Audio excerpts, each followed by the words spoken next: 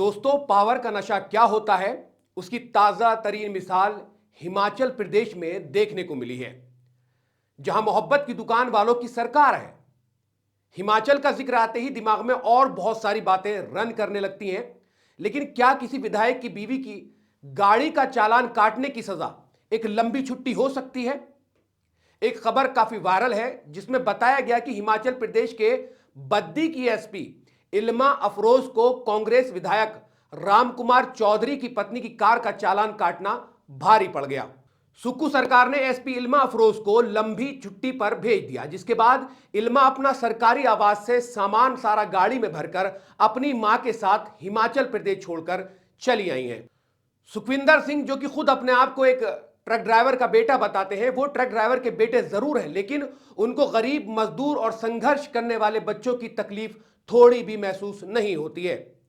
आइए मैं आपको बताता हूं कि इल्मा अफरोज कौन है, कहां रहती हैं और कैसे उन्होंने ये जो जॉब है वो कैसे पाया और कितनी उन्होंने अपनी जिंदगी में मेहनत की है। मुरादाबाद के कुंदरकी में जन्मी इल्मा अफरोज ने 14 साल की उम्र में अपने पिता को खो दिया था। उनके पिता इस दुनिया से चले गए तो कोई उन्हें और उनकी मां को सहारा लगाने की मदद करने वाला नहीं था। इल्मा ने अपनी पढ़ाई के लिए खेतों में काम करना शुरू किया, फसलें उगाई। कुछ समय बाद अपनी मेहनत से कमाए गए रुपये लेकर इल्मा पढ़ाई के लिए दिल्ली चली गई। अच्छे मार्क्स आने के बाद उन्हें ऑक्सफोर्ड यूनिवर्सिटी से फॉलोशिप मिली, तो वे पढ़ाई के लिए ऑक्सफोर्ड गई और वहां भी अच्छे मार्क हासिल करने के कारण उन्हें जॉब ऑफर हुई। जॉब ऑफर होने के बाद उन्होंने उस जॉब का ऑफर ठुकरा दिया, क्योंकि वो अपने वतन हिंदुस्तान लौटना चाहती थी।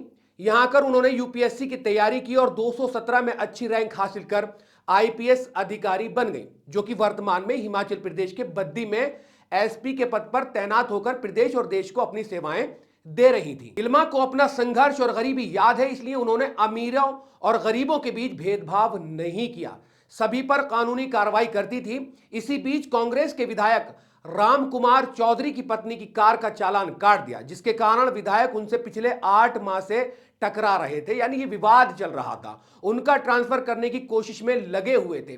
इल्मा को एक केस की जांच की जिम्मेदारी सौंपी गई थी और हाईकोर्ट ने अपने आदेश में कहा था कि इल्मा का केस की जांच पूरी हो जाने तक ट्रांसफर नहीं किया जा सकता है। दिल्ली में एक फायरिंग कांड हुआ था जिसमें स्क्रैप व्यापारी रामकिशन की बुलेट प्रूफ गाड़ी पर गोलियां चलाई गई थी।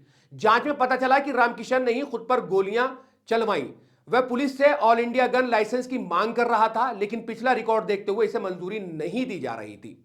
पुलिस ने राम किशन के खिलाफ केस दर्ज कर लिया। व्यापारी किसी कांग्रेसी नेता का करीबी बताया जा रहा था। हालांकि इल्मा अफरोज उसके दबाव के आगे नहीं झुकी।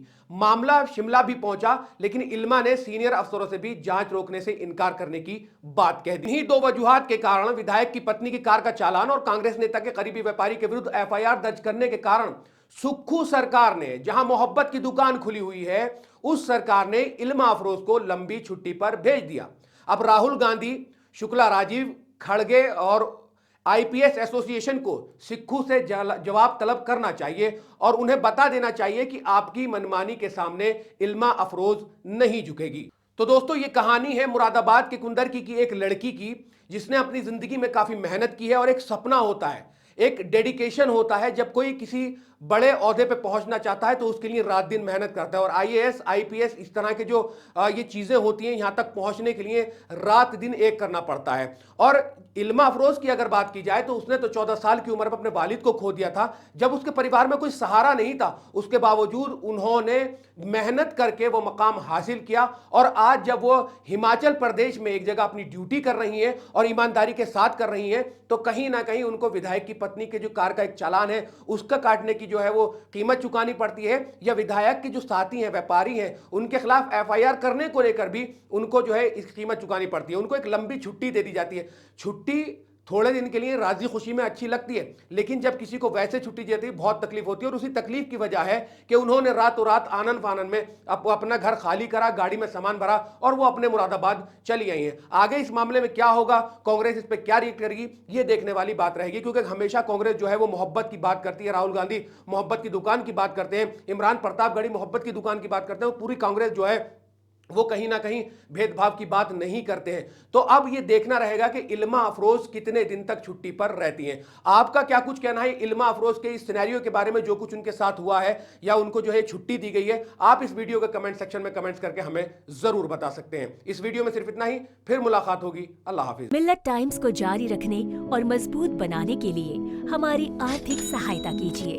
ये एक आजाद मीडिया हाउस और कमजोरों की आवाज है।